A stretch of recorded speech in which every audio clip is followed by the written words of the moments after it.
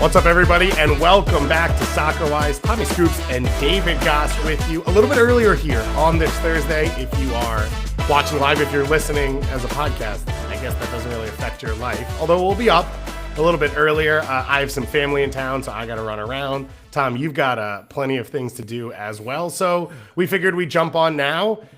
Also because I got the fever, man. I'm back. The CC, and I'm calling it out. It's CCL to me. It is that it's very like Lakers fans in Staples Center.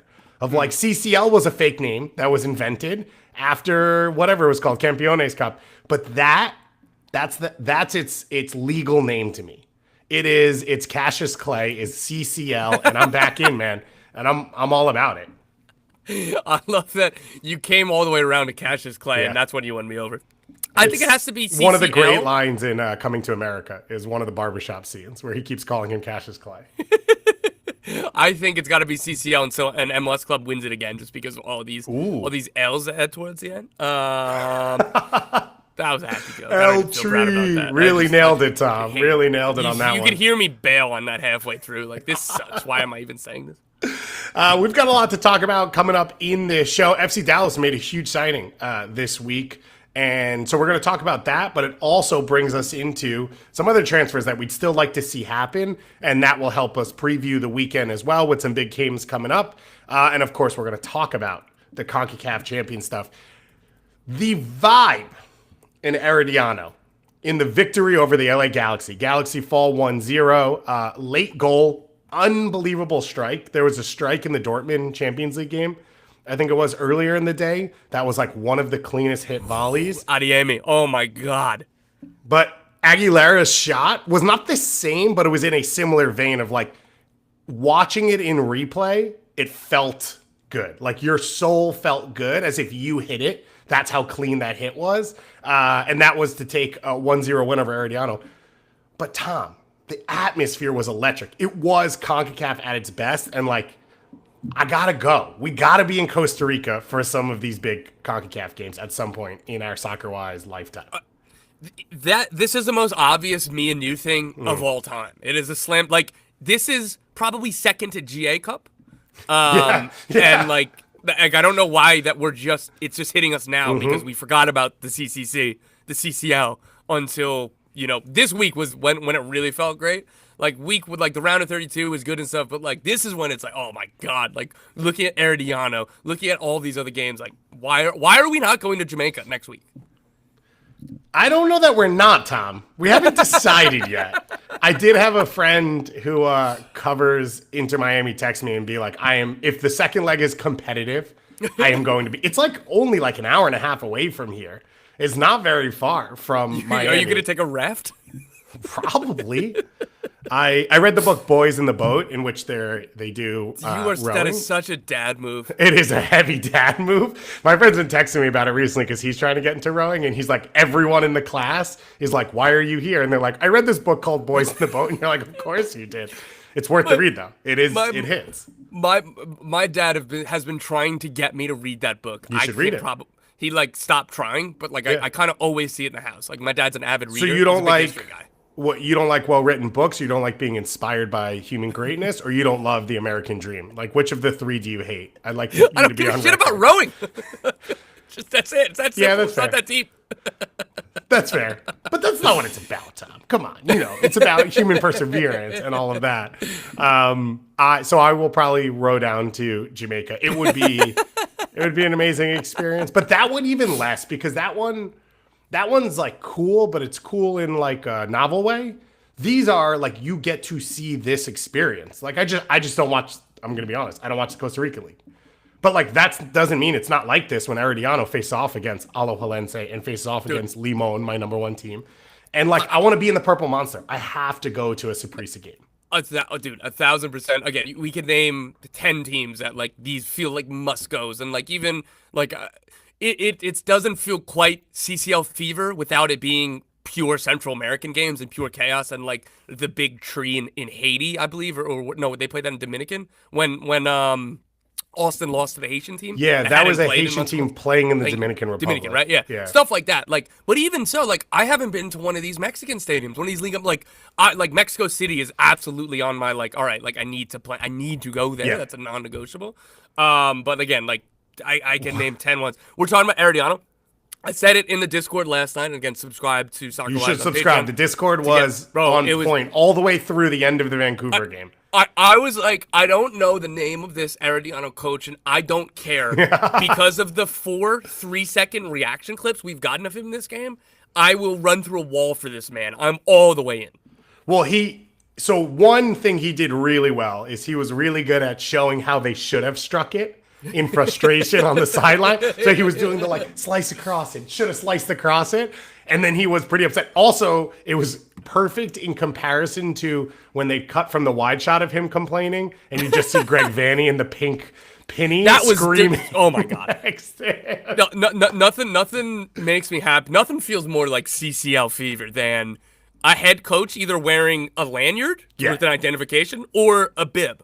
Yeah. Vanny wasn't like, I don't know, am I colorblind? He wasn't wearing the same color. He was wearing black, wasn't he? Yeah. He was also wearing a suit. Why did he have a bib on? You got to bib up. Why did they make him do that? You got to bib up. No. You can't just be out there raw dogging. Wow, we're just on random things that are popping. I'm a little sick, and just, the great ones, they get through it by complaining about it and telling you how many times that I'm doing the show not feeling well, so I get sympathy and then blaming it on that. That's what the great ones do. While every thought that pops in my head, I'm just gonna say it. The viral photo last night of, I believe it was Copa Libertadores. I don't know. There was a South American competition where the coach was wearing a tuxedo. His name is Segundo Casillas, I think. He's coach of Second Castle. Yeah, he's coach of Barca in Ecuador. Yeah. They played Corinthians in Copa Lib, and he wore a white tuxedo. Bro, the fact that was in CONCACAF Champions Cup is mind-blowing to me. I refuse to believe that wasn't a CCC game. I refuse to believe it. You dress for the job you want, he won 3-0. That's respect. That's respecting the game. The game is back, mate. When someone shows up in a white tuxedo and wipes a big Brazilian club 3-0, you know it's back. You mentioned Mexico City. One of the great regrets in my life was I was supposed to go down to Mexico City to see Tigres, Cruz Azul, Pumas, Club America, and then a playoff game. And I had to delay my trip one day, so I didn't get to go to the Tigres Cruz Azul game. This was the final year of Azul Stadium. So now they play at the Azteca. And like Azul Stadium was one of the ones of the like bandbox in the city, like built up. And I will regret that for the rest of my life. Toluca is similar. It's actually called La Bombonera. Like it is another chocolate box stadium. So we got to go there at some point because I have a list of these. Estadio Cuscatlán for an El Salvador national team game is high. The Purple Monster as well. Those are all up there. I think those, along with Pacific, you've seen that stadium in CPL, like the crazy on the water. Yeah. I think those are my top North American stadium/game experiences that I have to hit that are not Major League Soccer, which I've been to a lot of those and enjoy them and have the last few that I have to hit. But those are my top outside ones. And then the Centenario in Uruguay. That's the like king one day for a World Cup qualifier. Do you have anything that you want to throw in there as I just name stuff at you? I just co-sign, retweet everything you just said, stamp it. I agree. I can't say anything better. Thank you to Drew Vanderplo, who was on our show for our preview, for finishing my Coming to America joke in the chat right now. We are going to dig into CCC now. Then we are going to talk about the FC Dallas signing that was made. And then we have some transfers that we feel stronger about now after watching these teams for 2 and some 4 or 5 games, including CONCACAF competition. We have our super chats turned on. So if you want to throw a little money behind your chat and push it at us, you can throw the openings that you feel are really strong or whatever into that conversation, and we will get to it when we get into that section. But Tom, let's dig into the actual games and let's take the memes away. Let's get straight into it, which is we kept joking about Vancouver Whitecaps taking down Monterrey, and Vancouver Whitecaps went toe-to-toe with Monterrey, only playing Super Draft kids. So I had the Herediano vibes. I had Guido Pizarro stepping off from playing 90 minutes to stand on the sideline and manage his team. We had Vicente Sanchez, yes, Colorado Rapids legend, Chente on a sideline as well. And then Vancouver goes, oh, 40, 50, $60 million signings? No. Look at my super draft picks. Let me throw JC Nagando in the middle of this and tear it up. I was in heaven. Everything is incredible. I don't even know where to start. Great performance by Vancouver. Good result again, right? Like if we're talking about them getting through, you'd want to win. But like you said, dude, look at this. Like when the starting 11 came out, I was like, oh God, oh yeah. no. And then they played toe to toe with Monterrey. And Jaden Nelson went out hurt, 5 minutes into this game? Brian White does not get a start. We already know that Sam Adekugbe is out injured. Kubas doesn't get a start. Like, I don't know what this was from Sorensen. I don't want to say that he was shipping the game, even though that's kind of what it feels like. But at least the team you put out there went for the game and went toe-to-toe. I think unfortunate on the goal conceded. Questions in the Discord about offside. You're not going to get the best angles at the best replay moments in CONCACAF. That's just the reality. And it was like an absurd shot to the far post that, I don't know, maybe you could say is savable if Boner is able to react a little bit better. Either way. Boner? Yeah. Is that not his name? Isaac. Okay. I paused in the middle, and we already are getting comments about the Dallas signing pronunciation, which I have written down. So don't worry. It's been very clear that you keep saying the Dallas signing. Kayque. Kayque has been acquired by FC Dallas. But from that moment of the goal on, Vancouver went after the game. They pushed Monterrey. They played in the attacking third. Ryan Gauld's making runs from central areas to end lines, out to the edge of the box. I think he would say he should have scored. Like, he should have been able to score, especially on that early 1v1, which he was probably offside on, but they didn't actually call it, so I don't know what they would have done if he puts it in the net. A couple really dangerous pullbacks as well from him. And just overall, it was the Vanni Sartini stuff from Vancouver of like playing high tempo and having the game move really quickly, but it felt a lot cleaner than what we've seen. And I think that was part of why it felt winnable, even though it wasn't all the elite talent on the field. Yeah, so all of the conversation about the Whitecaps, I would say before Stuart Armstrong was transferred, because that's when it turned negative and pessimistic. But the idea was, hey, this is a really a solid team, I would say potentially good to very good team if everything goes right. And the idea was, well, we're not going to be able to make a ton of signings. Turns out we were wrong, because Armstrong left, Nelson came in, and he's obviously had a really big impact to start the season. Daniel Rios was an important depth piece for them and rotational piece. Calling it depth feels a little dismissive to Daniel Rios, but my point remains. No, I think it's fair, because our resident Vancouver Whitecaps fan in the Discord was like, you're not going to win CCC games with Daniel Rios starting up top, and that's a reality. I don't know about that. But the whole point was the growth is going to come if Jesper Sorensen tweaks the game model, refines a few things, keeps some more things consistent, right? Gets the best out of the group. And with the Armstrong sale, with the team being up for sale, with kind of everything else that was negative outside of the locker room, outside of the playing field, and with the team being for sale, I just assumed one of the lowest spending teams in the league was going to be even lower in terms of spending. So we weren't wrong to like point questions, but that clouded our view of like, hey, this is still a good team. It's a playoff team. They should have finished higher than they did last year. And if Sorensen comes in and immediately gets his team playing well and refines the structure in the game model, that this should be a good team. Like, I was just completely wrong is what I'm kind of building to say. I feel like I've said that every show now. And I have one more thing to throw back at you.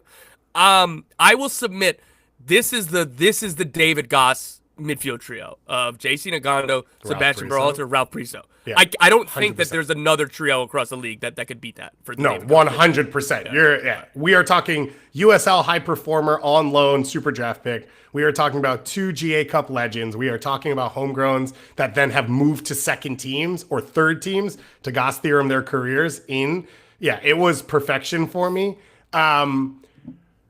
Before we're too out of control on this. We're already out of control about. Yeah, so someone in the chat here, and thank you to Agua L, who said, well, the One Soccer broadcast said pregame Sorensen's focusing on MLS and rotating the team, so it doesn't run out of steam by October and November. That is where the spending does hit this team, which is they didn't have enough to get over the line last night, and make it a 2-1 win and go on the road with a lead and potentially actually challenge for this thing, because it's going to be tough. Like, it is going to be tough for them to go and score. And if they don't score, then they lose. If they, you know what I mean? Like, they need to go and score a goal. And so that's where you see the challenges of the spending for this club is at their peak, healthy, best 11, great, or good, very good maybe. It's that next piece to get you over the line. It's the same conversation we're having about Houston and Philly of like, you've bumped up against this line. What are you going to do? And almost all three of those have regressed to try and build a little higher later, but not in a clear way. Where Columbus bumped up against the line and was like, we're going to go get Cucho. And then it accelerated them past it for a year and a half of like huge, or 2 years of huge success.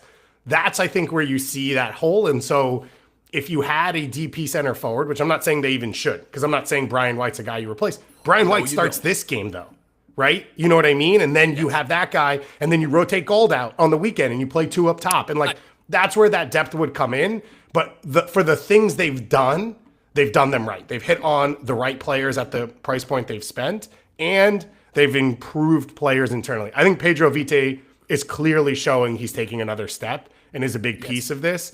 And I think Ali Ahmed has obviously done that.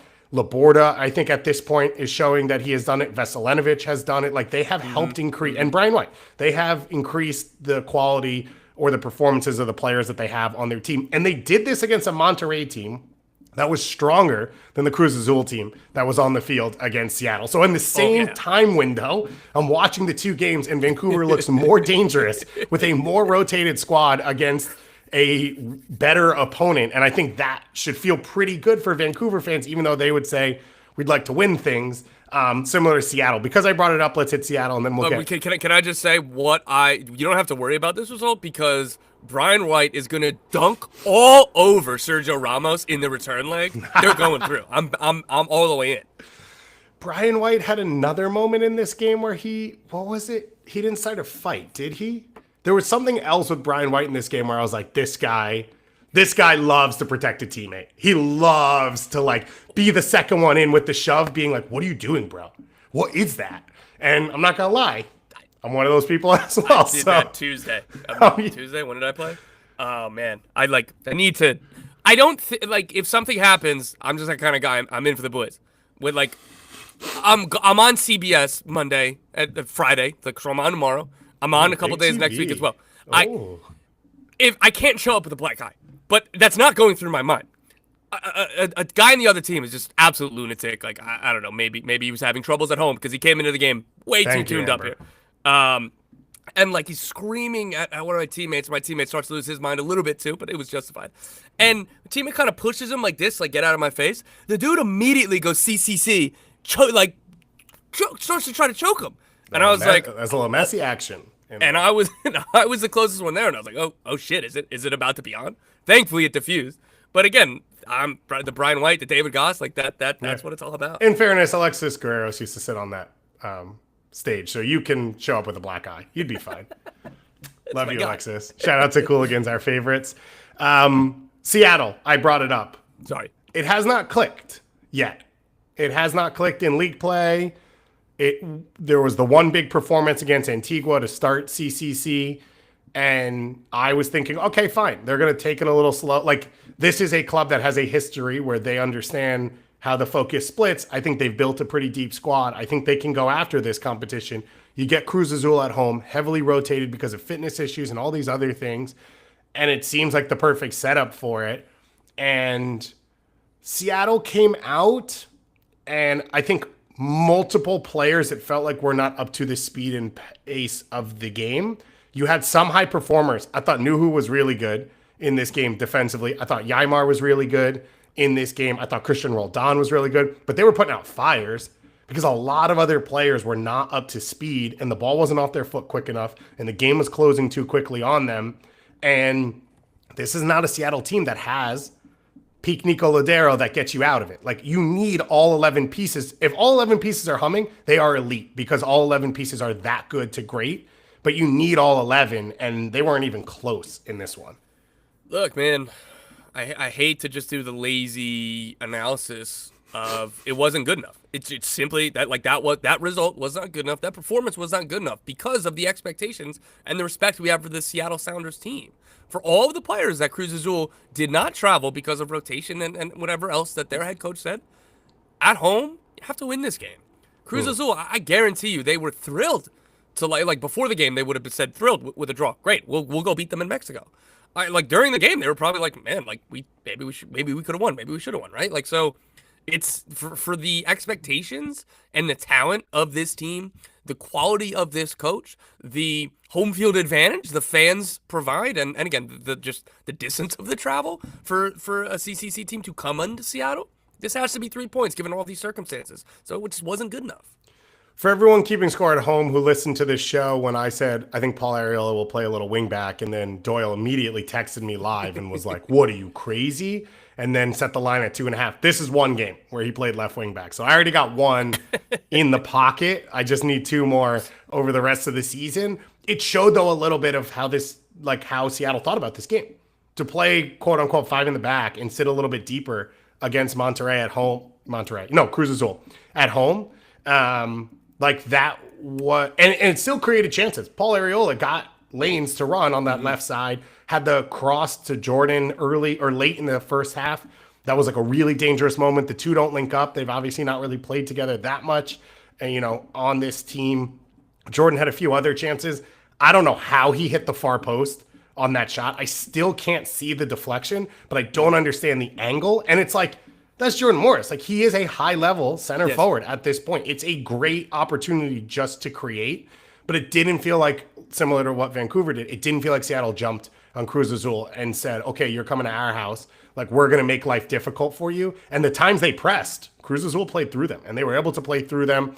Most then, at that point, when they broke lines, Seattle was able to win it back, but the game was played middle third and not final third for this Seattle team. Jesus Ferreira comes off the bench late.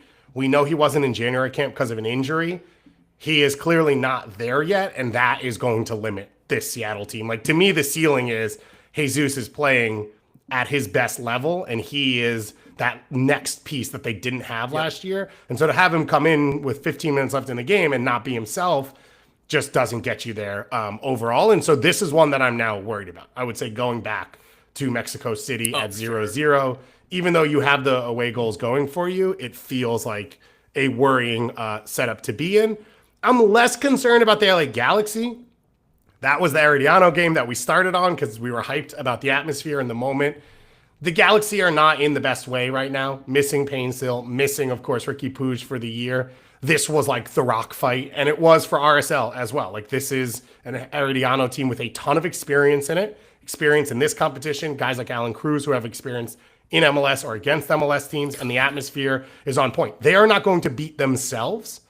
I would love to see last year's LA Galaxy team in this setting and see how they handled like this field, this atmosphere with their like, we are going to play this way no matter what vibes. And so they're still trying to find like a direction to all of it. They're still trying to find someone to lead. We thought it would be Peck. He's a young player. It's tough to do. But like, you watch this game, Marco Royce, a passenger. I didn't even realize Christian Ramirez had started. That's how tough it was for him to get involved in the game. Fagundes tried coming off the bench, but there wasn't a ton for him. And right now, this is a Galaxy team that, out of MLS Cup, where their identity was so clear, they're just a little directionless. Yeah, but it's difficult, right? Like, so what does Greg Vanney do? You don't change the game model because Paintill's going to be back. Ricky Puig is going to be back. This is your identity. This is how he views the game. This is how he wants to play the game. The idea was supposed to be that Gabriel Peck can do more in the build-up or have a bigger responsibility. And Marco Royce, you come on in and you have to shoulder this burden. He just hasn't at the beginning of the season. So in the short term, yes, I'm worried about the Galaxy. If Payne's still, like, I don't know if they're going to get through this because Herediano is good. They're coming with a lead. Like, Galaxy can, and I want to say, too, I hammered Seattle a little bit there. Because of my expectations for them, that's why I was down on that performance. I think that they can absolutely go to Mexico and get it. Like, they're a team. But I would rather lose 1-0 at Herediano than tie 0-0 at Cruz Azul going away. You know what I mean? No, I agree. Yeah. I agree, but I'm just saying that, like, I still feel optimistic that Seattle, like, it's 6 years ago, we would be like, dude, it's over. Right, There's for no sure. chance, You need right? to Like, win so- 3-0 at Yeah, home yeah. So to hope you can hang on to a 3-3 draw and get to penalties. Yeah, so that's kind of where I'm at with them. I just wanted to go back around to make sure that I wasn't just overly negative.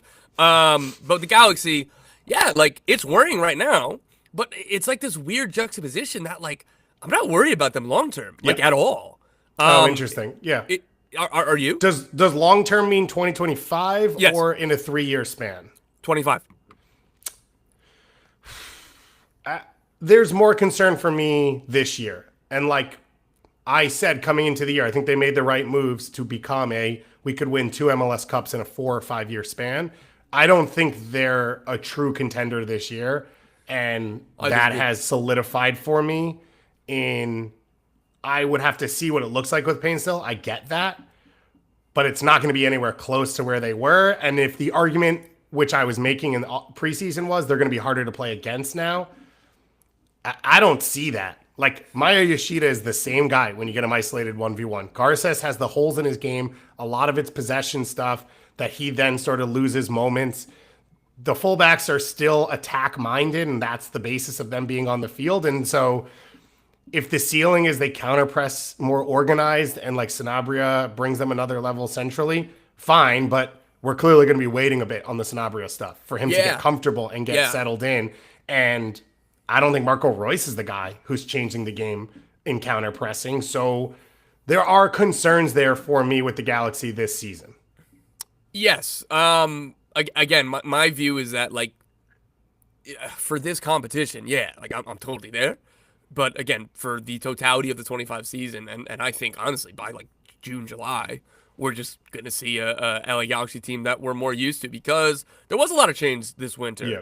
A guy like Sanabria, I think he's going to be a really good signing right now. Yeah. Like, it's any U22 initiative signing to expect them to come out of the gate really, really strong and fit in seamlessly to a team that was in flux because of the changes they had to make. I'm not worried. Even Christian Ramirez, I thought it was going to be quicker with him, but between him and Nascimento, they have 2 hopefully quality number 9s, right? I think Christian Ramirez is the starter, should be the starter, but you got a highly talented Brazilian center forward on loan with the purchase option. I believe it's something like $7 million or something to that effect. That's a serious player, right? And if he does, that's a serious talent. So I still just believe in this group. And like you said, I would like to see him be more difficult to play against because that was the changeup. That was the, okay, like, this is how we're going to pick up more points or change a little bit when we don't have Ricky Pooch and now without Paintsville as well. But I'm just not worried about this team this season. Let me just remind everyone, and I'm not saying it's like for like, but Dejan Joveljic was their U22 center forward signing. He started 6 games the first year he came over. He started 7, playing fully healthy a full season his second year under Greg Vanney. Started 19 his third year before the breakout last year. There are different players, so it's different scenarios, but Greg Vanney has requirements for his center forward. So I think, again, this is where I'm saying I think the Galaxy made the right moves long term to put the team on the right standing after winning MLS Cup to be strong. A lot of these pieces, if their Goss Theorem hit next year, it feels weird to say it myself, hits next year, then Ricky's back and it's all great and all of that. I just think this year might be a struggle, and that's what we're seeing in all of this. In saying that, I think they have a great chance to shut out Herediano and get a victory in the next game and to win this series and get to the next round. If they do so, I believe they would play the winner of LAFC against Columbus, which has a pretty good chance of being LAFC, a 3-0 win. Miami and Calgary. That's where that one goes. Galaxy play the winner of Cincy Tigres. Oh, man. Well, you ruined my whole transition. Now I'm going to go to Cincy Tigres. They would play the winner of Cincy Tigres, which comes in at 1-1. FC Cincinnati got the early goal through the obvious pick as the CONCACAF Champions Cup Golden Boot winner in Pavel Buka, who scores when he wants.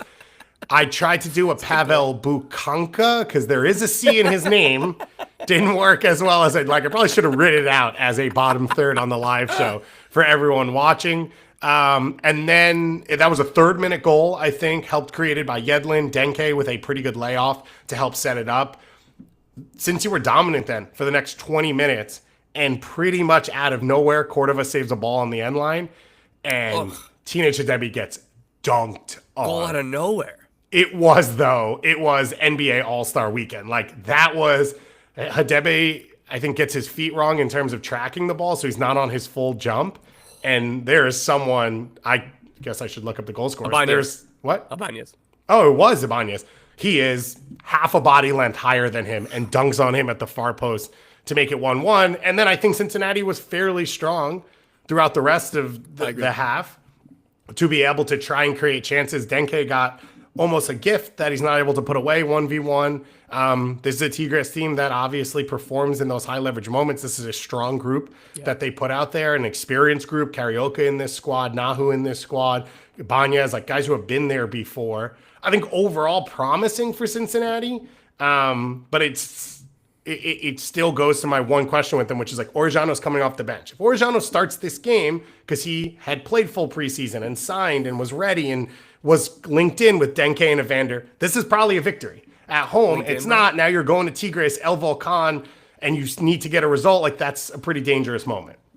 I totally agree. Like, again, I think Cincy has the capability to win this tournament, and following that line of thinking, it's disappointing that they didn't win as well. I think that they performed better than Seattle did, but again, that's cool. Like, they didn't get a win, and Tigres scored an away goal. Again, I respect the Cincy team. I do believe that they can go to Tigres and get the result and move on, but it would have been a whole lot better coming back 1-0 or 2-1 or whatever, right? Like, so your point about Orejano, it's totally correct. I'll take it back to what Pat Noonan said probably 3 weeks before the season started. He kind of aired his frustrations of like, look, we're not as far along as I wish we were, as we should be. Yeah. And he was in a very difficult position this preseason of he's the one that has to face the media every day.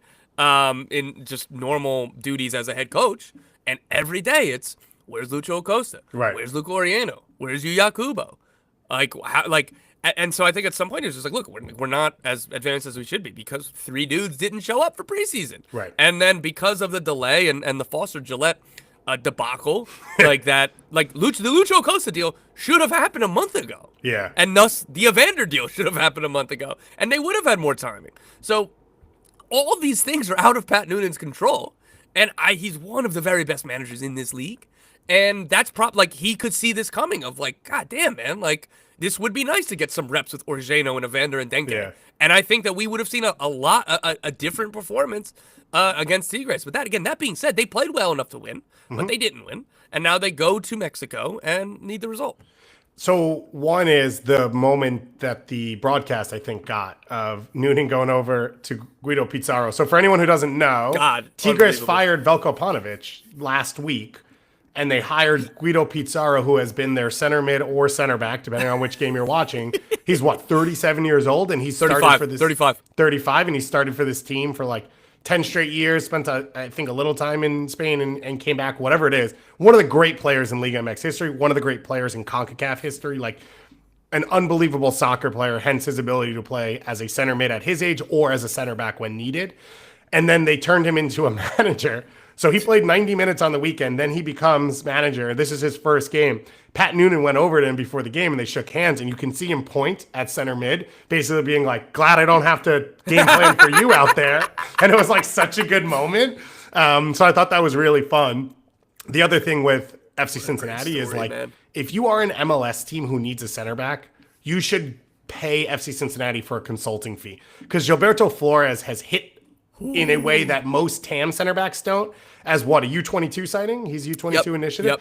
This is the team that did this with Jerson Mosquera. This is the team that brought Matt Miazga back. This is the team that was able to find ways to get Ian Murphy on the field and turn him into a must-sell. We're talking about Owozium, one of our favorite center backs in the league that they brought in mid-season after Matt Miazga got hurt. Like, there are so many, basically every team in MLS strikes out on their center backs. We're going to talk about Orlando coming up in this transfer segment. And Cincinnati continue to roll them out there. And Flores has hit the ground running in a way in which we are not spending every week talking about Matt Miazga. That is like a compliment to them. As much as Teenage Hidebe got dunked on, and I think they probably would have preferred to have a Wuzium instead of Hidebe, and they got stuck in a tight spot last year, felt like they had to bring him in, then you're stuck on the contracts, whatever, all of that.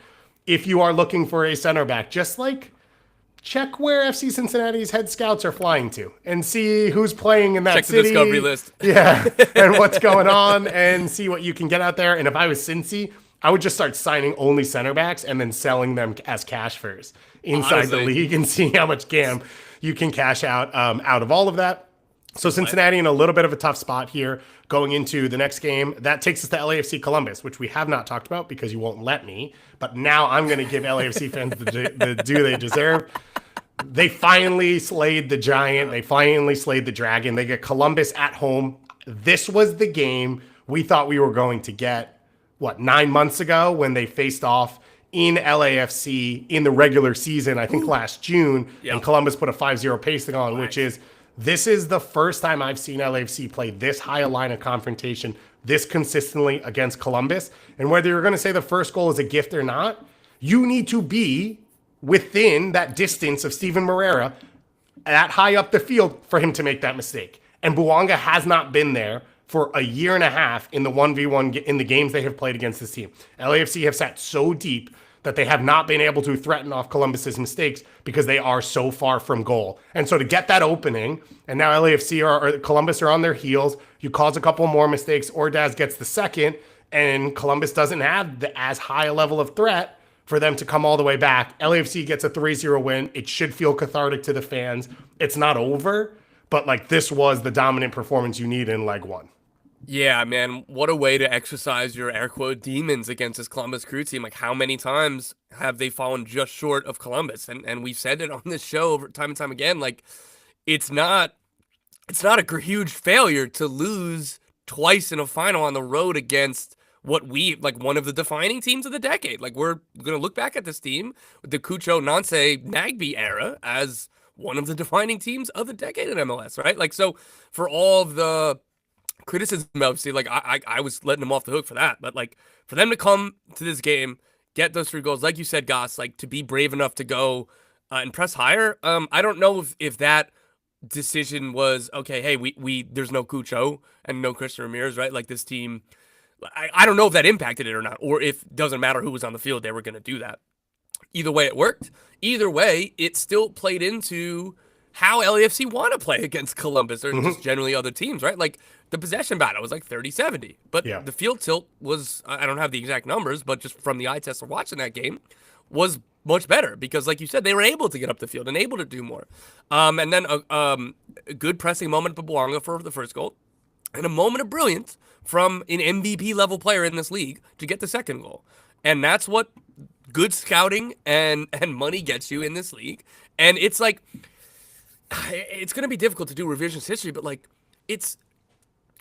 this outcome wasn't out of the ordinary for what we've seen from LAFC. There is a possibility, this could have happened. Danny Bouanga could have had a moment like that could have changed one of the other finals against this Columbus team. So, look, it's a game of inches, game of margins, all the empty, stupid platitudes that you want to say, but, that's kind of why I wasn't really laying into LAFC when they would lose in the Leagues Cup final or MLS Cup final to this team. But we really only did when they got absolutely killed by LAFC. And we've referenced that game because it was such an important kind of turning moment for both of these teams.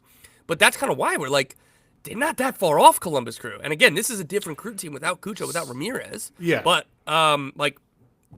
this is LAFC, man.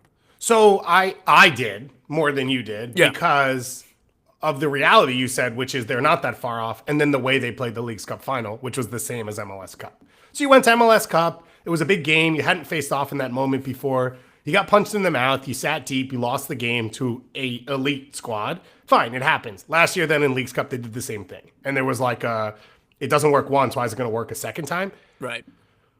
I don't want to rain on LAFC's parade because I've sort of been worried about them for the first 2 weeks, not scoring goals. They score 3. It's a huge game. Is there any concern over Olivier Giroud? J-Bo got the start again? Oh, absolutely. My God, absolutely.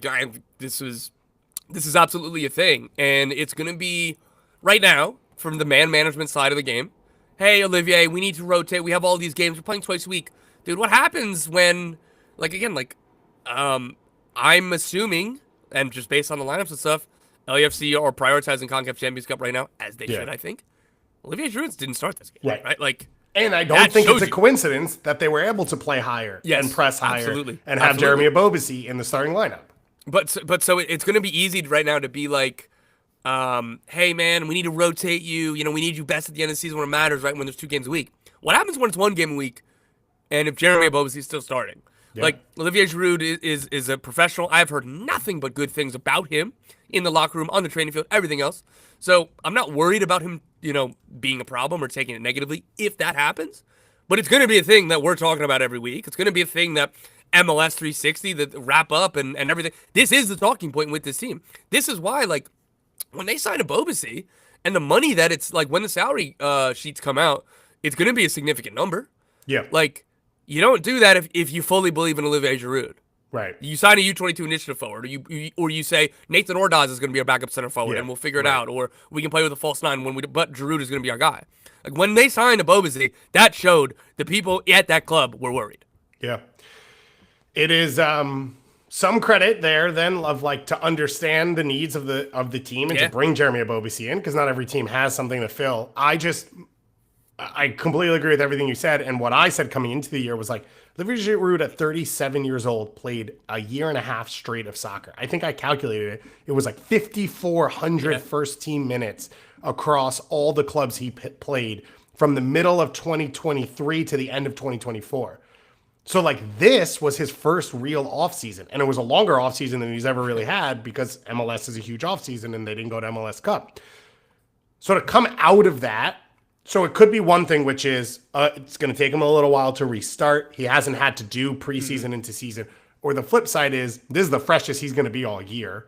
Yeah. And he doesn't have the pop to give you a difference. So I don't know that it gets better. Those are the two concerns for that team. We're not going to talk about Miami, obviously, because they play tonight. Yeah. So we'll learn about that against Cavalier. I will not be at the game because I will be at Clover Park, dug in, watching Juan Soto stare guys down at a spring training game. Otherwise, I would have been at the Miami game if I had the opportunity. Let's go into our conversation about FC Dallas now. They bring in a $4 million U22 initiative signing in Kayque, a 19-year-old center defensive midfielder or potentially center back, which we'll talk about, coming in from Grêmio, one of the biggest clubs in Brazil. It's a massive acquisition in terms of total expenditure for them. It's also a big one, Tom, in terms of the cap sheet and where they want to be. They're starting to spend the Alan Velasco money. They're starting to spend all this money they've generated. And so to choose to go with a 19-year-old center mid, I think tells you something about what Dallas is trying to build. So Dallas was a team that was in for Sonny Dodson. I didn't see central midfield as an obvious need for this team. Interesting. And they went out and because they brought in Ramiro. They have a lot of like Silpamico and Leggett. Leggett, I thought was going to. Well, we can all sit around and name dudes, Tom. That doesn't mean it's good. well, in a salary capped league, you can't just sign 17 center mids. You can't be Chelsea and sign 45 players and hope that 6 of them work. Like, you need to allocate all these resources. But so it obviously shows how much they like this player.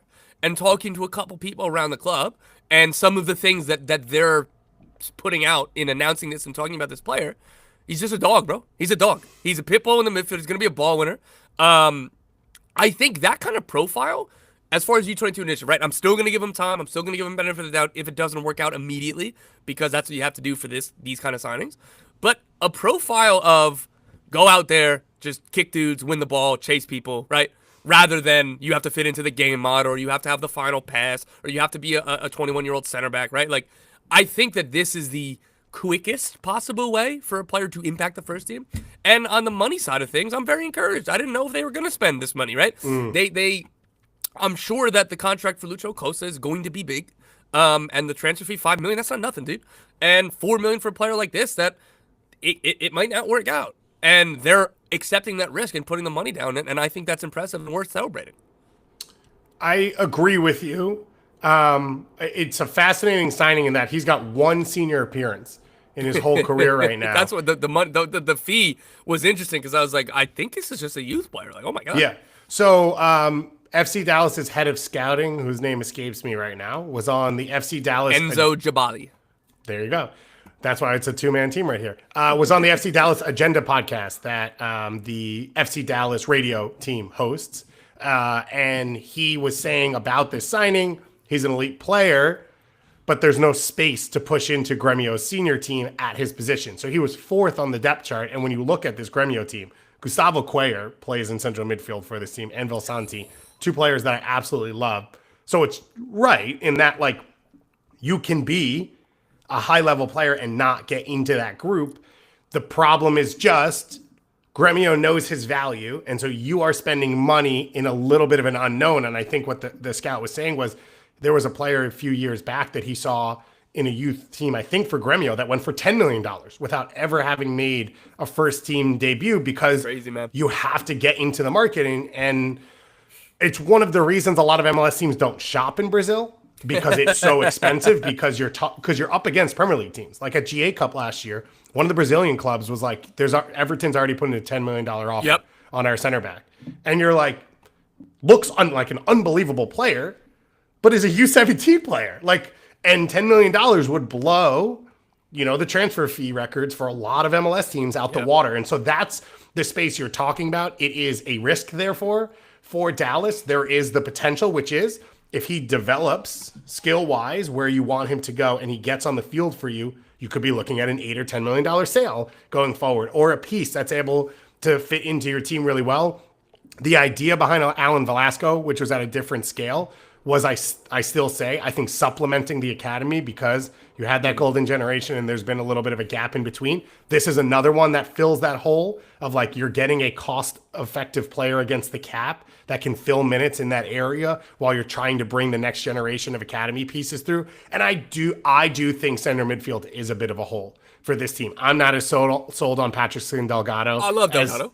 Yeah, I'm not. So I'm not as sold on other people. I think Tiki and Sabeling's like a good MLS roster piece, so you've got options in there. Ramiro was signed as a free agent this winter, another Brazilian veteran. Yeah. That's a profile that's coming in that should be a starter. Great. Pomykal, Leggett, right? Like that. Well, I would love to assign minutes to Paxton Pomykal. Yeah, I would give my soul, I would give you my physical arm to let Paxton Pomykal be healthy. But he can't do that, unfortunately. Yeah. So I do think there are minutes in that position of the field for this team. And I don't think we've seen in the two games, and it's unfair because they played on the road both times, we haven't seen their central midfield control a game. Everything's bypassed central midfield. That's been dangerous for them. And the game hasn't been played at their tempo. Under a new coach on the road, I get that. So I haven't been convinced yet, and so I don't mind making the signing. The last piece I will throw in there is Third Degree, in their article about him, said that someone at FC Dallas had mentioned him as center back potential as well, which is a position of need for them. And if you are talking about a physical, tall, central defensive midfielder who can swap into that position, that could be another way for you to use this player as well. Then you start to see the value. If you haven't yet, I highly recommend going over the Backheeled and reading Ben Wright's article about the U22 initiative and whether or not it has been a success in Major League Soccer. I think you and I both know from the many conversations we have with front office executives, they want less initiatives and more money to just spend. And so there is a frustration inside the league from a lot of people that the way they can spend money is controlled. Because again, Dallas, if the salary cap was $4 million more because they had made a big sale, then they could just go out and get whatever players they want. They are almost required to use some level of these initiatives so that they can fill in their roster and do it in a smart way to fit into the salary cap, which is not what every team exactly wants to do. So Dallas makes a signing at central midfield. I think Matt Doyle wrote a good piece about transfer needs that were necessary, and that sparked our mind a little bit to talk about some of the holes that we still see 2 to 5 games into the season. I agree. While we're on transfers, I have a bit of news that Fabrizio Romano just first reported, something that I've had for a little while, unfortunately. AC Milan have signed Red Bull Academy midfielder Aston Mbaye. So he joins their second team, 16-year-old U.S. Youth International. Very impressive. I mean, he has a EU passport. I forget if it's specifically Italy. Regardless, this has helped to bridge because he has that EU passport. But again, Aston Mbaye is joining AC Milan's youth program, second team from New York Red Bull Academy. Sources confirm that is done. Wow. A little breaking news on the show. Love to hear that. Okay, congratulations. I don't know this player, but that's okay. That's a concern. If you don't know him, that's a concern. Now I'm gonna go into my notes and be like, oh, here's a super long note about him and what I saw from this player. Should we move into our conversation then? Yeah. Are you licking your wounds on breaking news right now? We'll move on. Okay, we want to talk about a couple positions. Go read Doyle's piece. I think it's at MLSsoccer.com or on his Substack. You should subscribe to his Substack if you don't already. And obviously, we love Doyle, and Doyle comes on this show a ton. He had his, I think for us, we had a few ones that stood out, and some were same team but different position. Tom, how do you want to go about this? You want to start? You say the first one. It doesn't have to be in our rundown. Just, Got it. Okay. So whatever you want to talk about. Yeah. So for me, there's a few positions that have stood out. One obvious one to me is Orlando City center back. The hope was that David Bracalo would step in for Schlegel. We've had the Schlegel conversation for a while. Robin Janssen gets hurt to start the year, and Bracalo and Schlegel both don't look like starting MLS center back. So you are in a hole right now looking for another piece. Hang on one sec. Bless you, David Goss. Cold season. Is another one coming? No, cold season. Did I get you sick through the potentially? Yeah, getting all your Northeast germs on me. That seems to be like an obvious one for me, and I don't know exactly where the money is right now for this Orlando City team.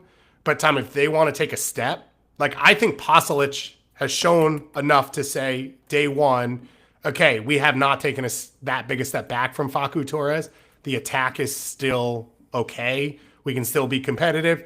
Midfield stuff, you can argue a little, from seeing the Philly game, which was week 1, at Tuesta. How does he fill in? It's not the same exact game model, all of that, fine.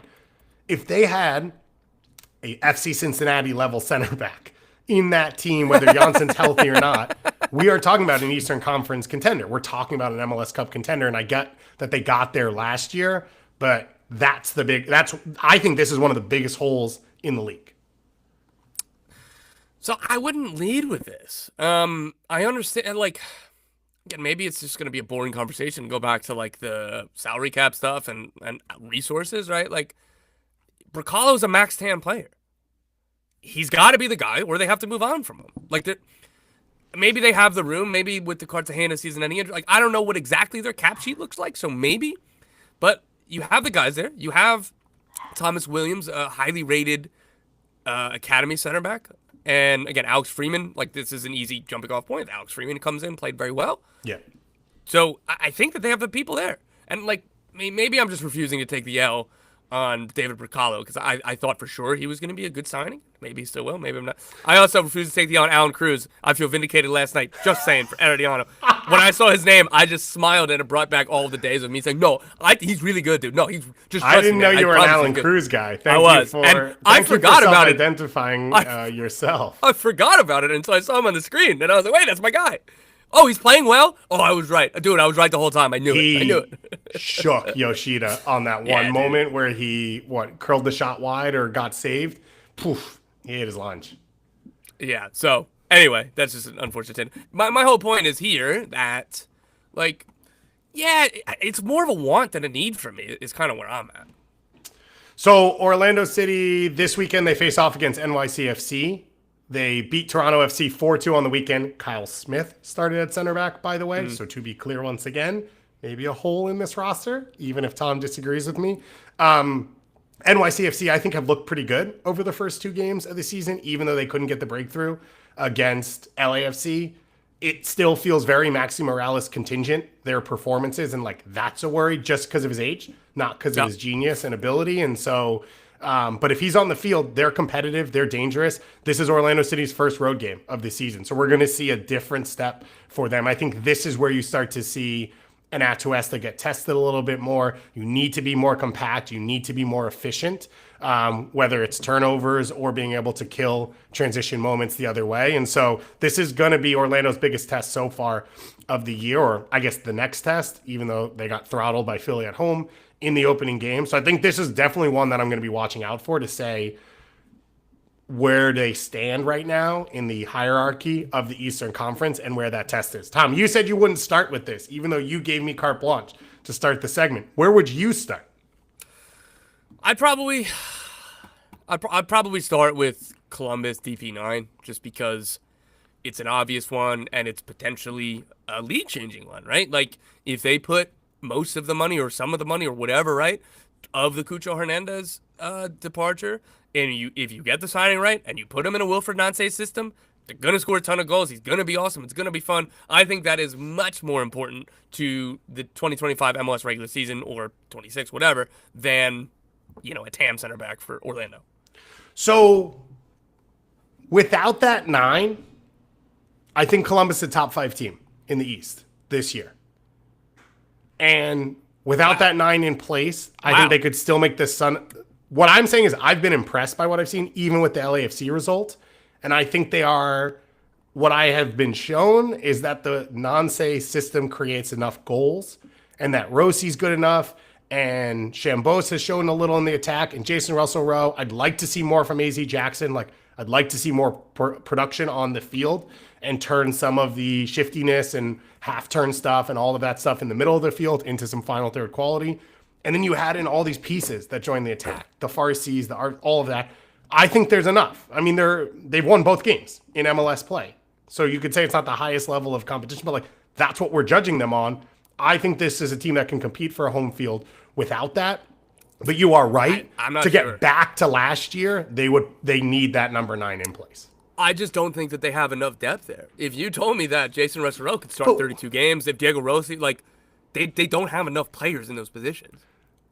Okay, that's fair, except Wilfred Nancy is going to play 16 guys. So, we can debate that one, but, it's not like if we added 5 pieces that Wilfred Nancy would play them. He doesn't want a big squad.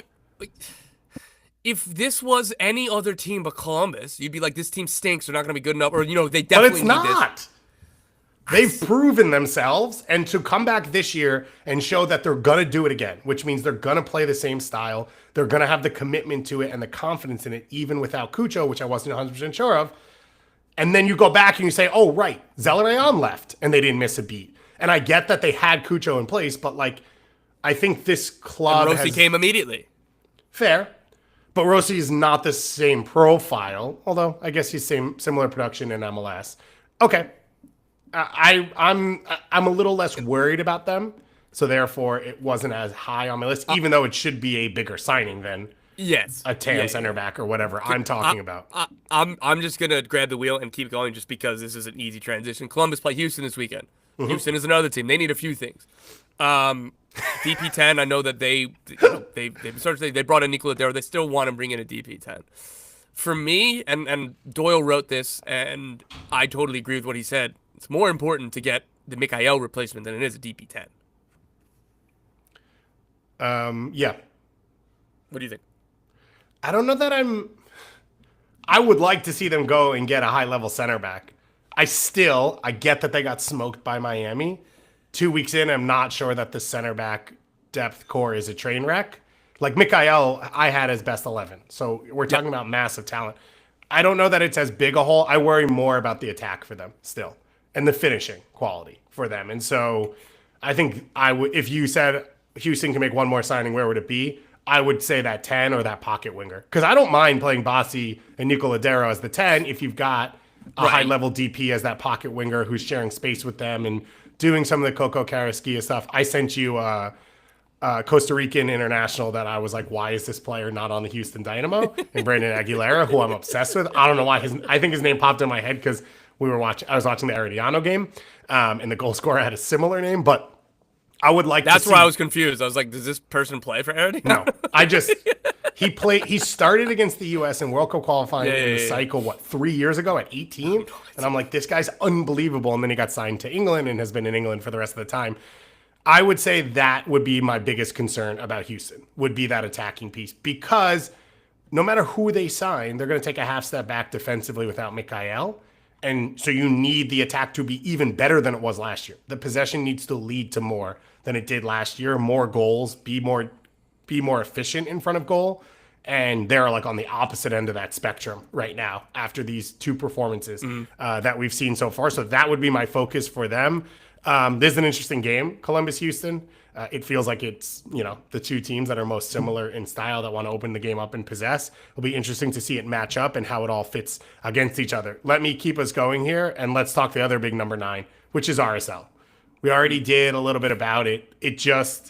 Nothing that's happened so far has led to any questions. You're checking to see if RSL have signed a number 9 No. since we've started talking here. But so we've talked about this a little bit. This is, to me, probably the biggest hole right now in the league. Yeah.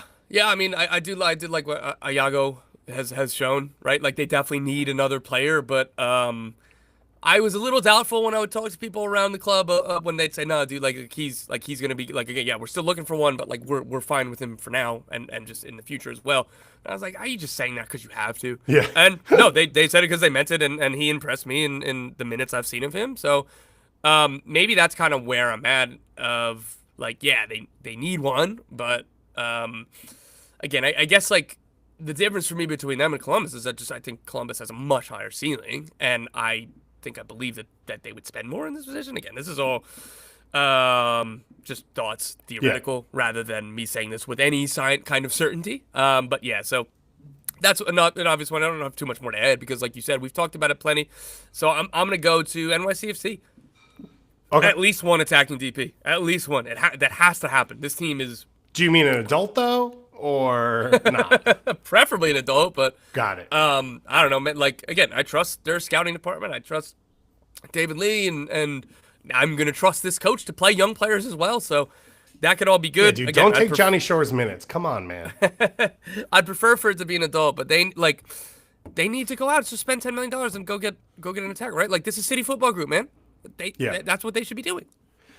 Yeah, I don't disagree with you. There's not a ton of proof that they will do it, although they will drop 3 huge signings the last day of the window, but they will be 18-year-olds. You know who would look really good in this team? Talis Magno. I still don't understand.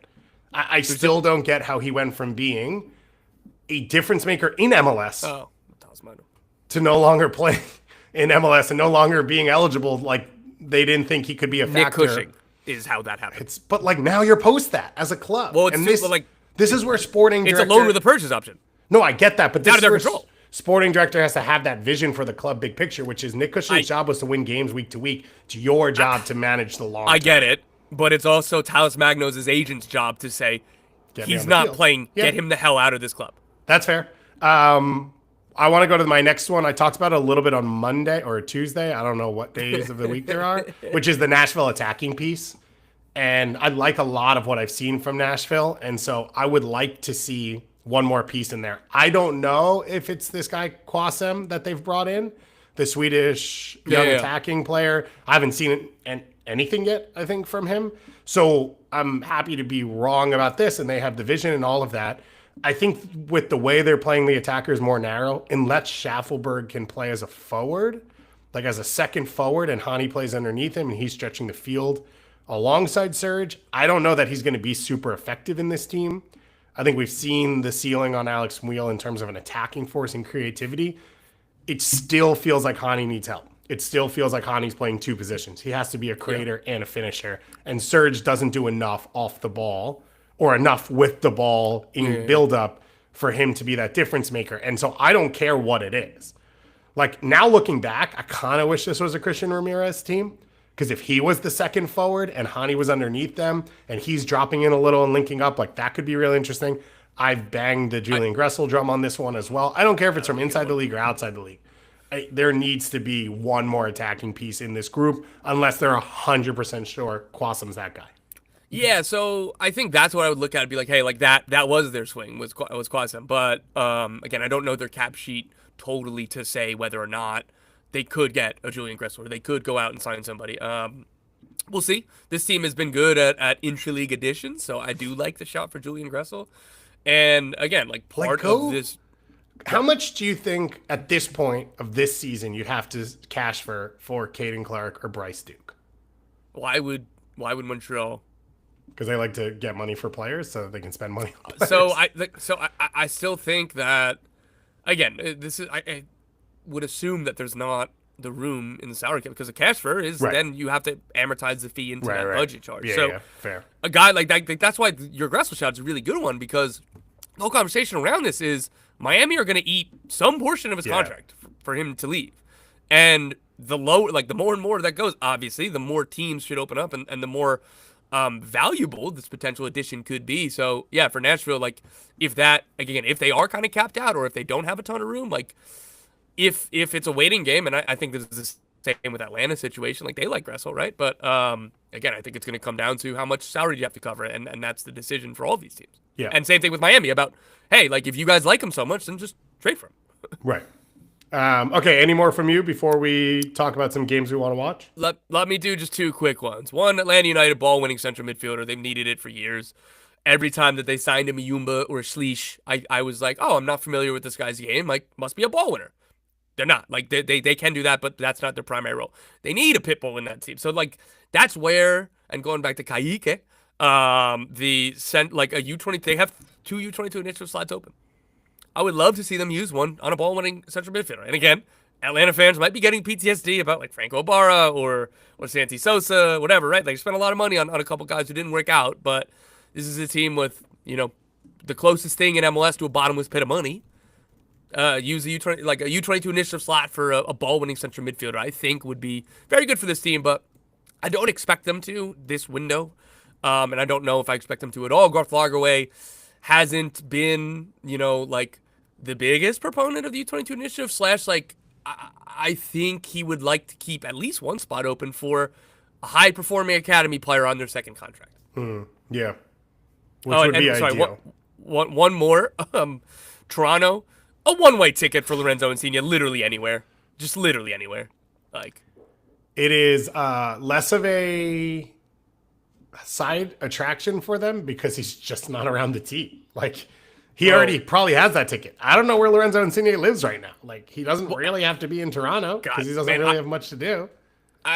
Not to make this just me taking a victory lap or just yelling at people on Twitter through the show, but like, I'll tell you, there was a couple people who weren't familiar with Lorenzo Insigne's game in Toronto when I reported that, like, he's not in the plans of Robin Fraser. I'm telling you that as a fact. It's like, oh yeah, he's gonna be benched for Theo Corbino. Give me a break. What are you talking about? You're an idiot. Didn't even make the matchday squad. Like, give me a break. Yeah. Shout out Theo. Keep getting it done for Canada. Let's close because we talked about a lot of these games and who these teams are playing this weekend, as well as the CCC teams. Let's talk a couple big games this weekend. I think for me, the must-watch for the non-CCC teams, because you got LAFC Seattle, which is a really fun one, is San Jose, Minnesota. Like San Jose, this is their biggest test so far under Bruce. They got the 2 perfect, they've started perfect. They've got the 2 wins against teams coming off midweek games, teams that have question marks already about their seasons. This is a Minnesota team that I respect really highly, and I respect really highly to not concede the type of goals that San Jose's been able to score so far. So can they push them? What does Christian Espinoza look like in a game where he's being threatened down that wing? Is he playing truly as a wingback? Can you get more support out there for him? And then for San Jose, what does the spine look like dealing with a Kelvin Yeboah and dealing with a quality player at that level that they haven't really had to so far? And what does Bruce Arena do with no Hernan Lopez with this red card suspension? Yeah. I'm very, like, then you could, I guess, really even lock in for, like, is this a Mal Pellegrino time, or do you lock in 2 or 3 at the back? Like, I'm pretty fascinated by this, and like Bruce is the first guy to come out and be like, make the jokes about like all the tactical experts or whatever, and like downplay it. But like, I'm very curious to see the young 33-year-old manager and Eric Ramsey, who's like the youngest to get his, I forget what the I think it was a UEFA A license. For English the youngest. So and like he's this guy who studies, he's this one, does all this stuff. And, like, he thinks all the time about the game, what he's going to do. And, like, I wrote a big feature on him, so that's where a lot of these insights are coming. Go read it, give me support. He's a very impressive guy. Again, he's always thinking all this stuff. And then it's like Bruce is just, like, the power of friendship and vibes. It's like, but I'm still really juiced about this tactical matchup. No matter how much Bruce wants to say, he doesn't care. It's also funny that you use the phrase power of friendship. I don't know that that's the term I would have used for it, but it is the same concept on the vibe side. Honestly, this might not be a bad game to not have Hernan Lopez. Of like, can you be a little harder to play against centrally? And then it's a lot of service from wide areas for 2 runners in Chicho and Joseph, which I think Minnesota, I really like what they've done with Carlos Harvey. I talked about it a couple times on this show, that wide center back. But like not a natural center back. So like, does he lose marks? Can you get, if you have 2 runners, attacking Christian Espinoza crosses and all of that, is there sort of some mess to clean up in that central area? So I think this is going to be a really fun game. I think it's one where you're looking for a test for both these teams. to see what goes down. And I think that makes it really interesting. By the way, in the chat right now, we have one person who said Ruiz Diaz to RSL was just sent into the Froyo Flea Market, which is our channel in our Discord for stuff that's not Tom's official ice cream shop stuff. And then the next person, TOT, follows by saying that was me. So the people are watching live in the chat and in the Discord. Love right it. now. This was reported by Nico Moreno, and Nico Moreno is an excellent reporter. So this, by the way that I we didn't described, even go and look at it. No, yeah. While I saw that, I was like, when the TOT commented here in the chat saying by me, I was like, did you make this up or is it, like did you? No, but it's Nico Moreno, so you take that seriously. Okay, and it would make sense. Like, it's kind of one of those, it would be a short-term move, right? You're not signing Ruiz Diaz to a 6-year deal at this point in his career. You're just trying to cover a couple minutes as they need to for the rest of this year. What's your big game that we haven't talked about so far? Revs Philly, and for two different reasons. Baby. The Philly side, what do you got this week? You know, are they going to score 4 goals a week? Maybe. Bro, it's 4 and go home. If you score 3, it's a failure. If you score 3, I'm starting the weekend recap with Philly's in trouble. So I'm excited to see this. Like, look, I like the brand of soccer that they play. I don't know if that's an unpopular. It feels an unpopular opinion because of how much Matt Doyle hates anything that isn't 7,000 passes sideways and slow and everything else. I like watching them play as long as they're going forward with it, which they are. This is a team with young players and some good, good finishers, type Reba, right? The other side of this is the New England Revolution haven't scored a goal yet. New Revolution are home. How disastrous last year was. If they lose again and don't score a goal again, pressure's got to be coming up on Caleb Porter, right? Like, so, dude, it's difficult to again, doesn't mean that he's going to get fired, doesn't mean it's a must-win, doesn't mean the season's over because it's week 3 of MLS. I get it, right? But it feels like this is a game of consequence already for the New England Revolution. Yeah. If you haven't scored a goal in 2 games and you have 2 home games, so it's in front of your crowd, a crowd that is not totally enamored with the team right now because it has been tough to watch for a year and a half, there's pressure to put together performances. On the Philly side, like, I'm going to watch every game they play because Quinn Sullivan's been awesome. The front 3 are sort of flying, and so it's high level. And then you've got a ton of young players that, like, I like. Francis Westfield's been great so far this year. And, like, to replace Nathan Harriel when injured with that and not go veteran, like, that's what Philly wants to be. And so it's cool to see it play out. Francis Westfield is a player coming out of a French academy. Frankie Westfield is a kid coming from Philly. That's we're going Frankie. We got Frankie right back, right? Yeah. So I'm excited to watch it go down. It's going to be a big weekend. I will have my weekend recap for you coming up next Monday, and then we will get into our week of stuff. Note, if you haven't already, go listen to our NWSL season preview. The season does not kick off till next week. The NWSL Challenge Cup is Friday night. We will have a special preview episode that's going to drop in a little bit on that one, in which we interviewed Aubrey Kingsbury, starting goalkeeper for the Washington Spirit. But our preview show, we had Lori Lindsay and Jill Lloyden, the voices of NWSL on Amazon Prime as well as on ION, with our own Jordan Angeli.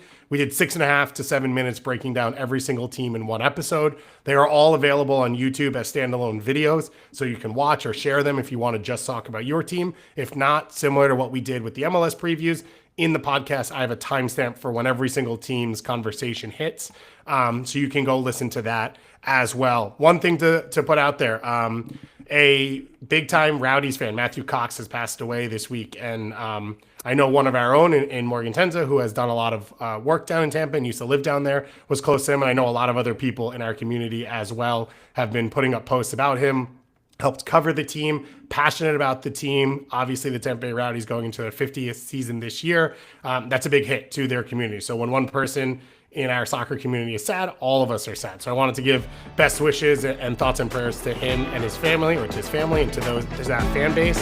And thank you to all of you for watching. And thank you to all of you for being here and helping build this thing up with us and be a place where we can talk about things like this. So once again, have a great weekend. Enjoy all the games. Say that you love you to your loved ones, like I do to Tom every single day. And we'll talk to you all again very, very soon.